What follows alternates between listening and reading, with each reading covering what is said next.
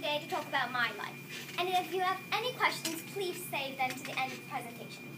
Let's start when I was born. I was born January 23rd, 1737 in Braintree, Massachusetts. Nowadays, you guys might recognize Braintree as Quincy, Massachusetts. My father's name was Reverend John Hancock, and my mother's name was Mary Hawk Thaxter. My family owned one slave to help around the house with household chores. I was sent to live with my uncle Thomas Hancock and Aunt Lydia Hancock because my father died in 1774. When I lived with my uncle and aunt, my job was being a clerk for my uncle. I graduated from the Boston Latin School in 1750 and enrolled at the College of Harvard University. When I graduated from Harvard, I became a protege, which is an apprentice, to Samuel Adams as a politician.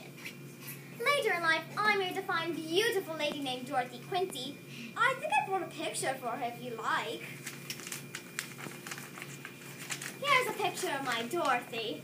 We got married in 1775 at the Thaddeus Burr Mansion in Fairfield, Connecticut. Oh, I remember that time. It was so romantic. We had two beautiful children. We had a son named John George Washington Hancock and a daughter named Lydia Henchman Hancock, named after my Aunt Lydia. But sadly, both children died at a very young age. John died shortly after age 9, and Lydia died at only 10 months old. Soon, I got really involved with the colonies. I was a huge patriot other than a loyalist.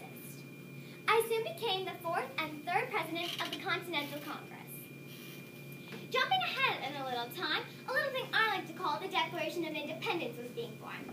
And surprisingly, I was the very first person to ever sign the document. All of the other delegates signed the document a few months after I did.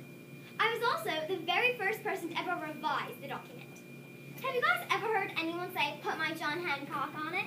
Well, it is a saying because I signed the Declaration of Independence so big, for King George III could read it without glasses.